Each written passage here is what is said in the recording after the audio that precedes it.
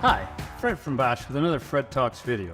In this segment, we'll discuss the Bosch line of Quick Fit Tire Pressure Monitoring Sensors, or TPMS. Today, I'm joined by Brian, another Bosch team member who brings a wealth of technical knowledge to the table. In this video, we'll introduce the features and benefits of the Bosch line of TPMS sensors and provide important tech tips for proper installation.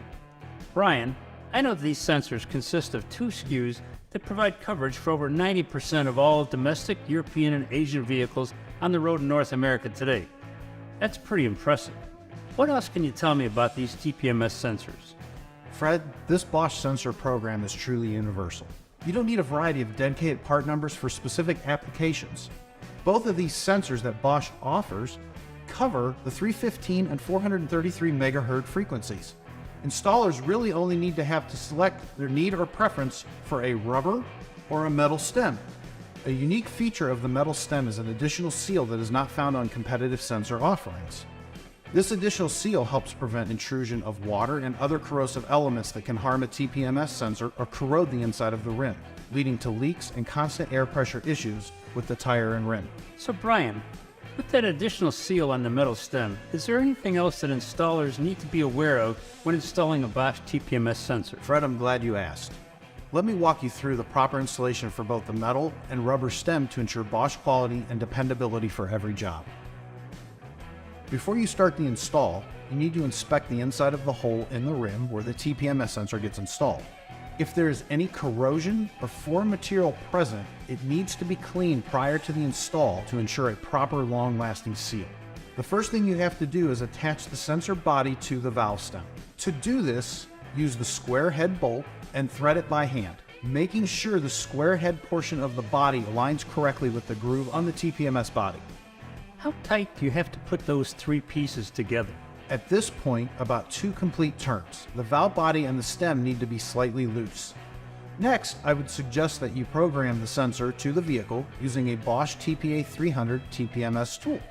Since the Bosch sensors are universal, they can be programmed to the vehicle with many of the popular programming tools that shop may have on hand today. Now that the sensor is programmed and you've cleaned the surface area around the mounting hole, the valve stem should be inserted from the inside of the rim through the mounting hole. With the sensor and the valve inserted, it looks loose. Is there anything else that needs to be taken care of at this time? Yes, the sensor itself needs to be held tight against the inner surface of the rim with no gap between the rim and the sensor. This next part is where installers might notice a difference between the Bosch sensor installation and others that they may have installed in the past. Using an 11mm socket and a 1/4-inch drive ratchet wrench, the cap nut should be tightened until it just starts to snug up and some tension is felt. This tension is due to the cap nut coming in contact with the additional upper seal. With the addition of the upper seal, technicians will notice a slight difference in resistance when tightening the cap nut into place. This is specifically designed to seat the seal properly and perfectly normal for the metal stem. During this time is when the body to the stem will be torqued properly. To complete the installation, you'll need to switch to a torque wrench and finish tightening the cap nut to 35 inch-pounds or 3.95 Newton-meters. It's critical to use a torque wrench. This ensures that the assembly is connected tight enough to make a proper lasting seal and to ensure that the assembly is not over-tightened and damaged as a result. Is the installation any different between the rubber one and the metal one? Well, Fred, you might think so, but there are several important differences in how they are installed. Let's install a rubber stem sensor now.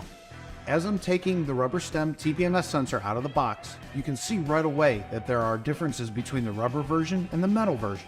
For one, there are not as many individual pieces in the box. And the most obvious difference is that the valve stem and the sensor are already assembled as a unit.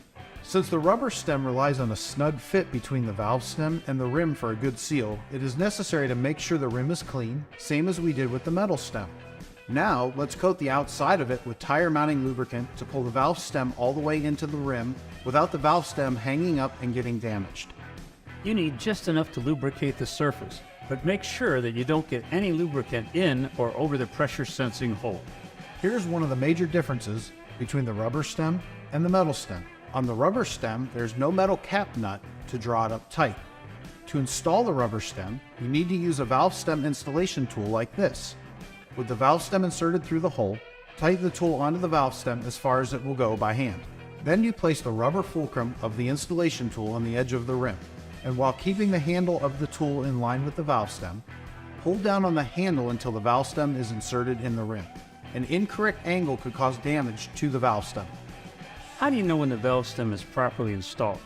Fred, there are two things you want to check for. You want to look at the sensor and make sure that it is not touching the rim, because it needs to be free to move.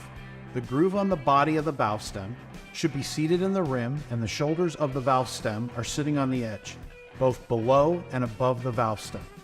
Now that you have the Bosch rubber valve stem installed, it is time to use the Bosch TPA 300 programming tool to program the sensor to the vehicle. Just like with the Bosch metal stem, the rubber stem can also be programmed with a variety of programming tools in use today. Be sure to always follow the manufacturer's relearn and programming procedures to ensure proper operation. Wow, that was great information, Brian. With the Bosch metal valve stem sensor having an additional seal to prevent moisture intrusion and corrosion, it's really important that installers know that there is a slight difference in the feel of how a Bosch TPMS sensor installs compared to other brands. Yeah, that added seal is crucial in parts of the country where snow, salt, and water intrusion are common problems.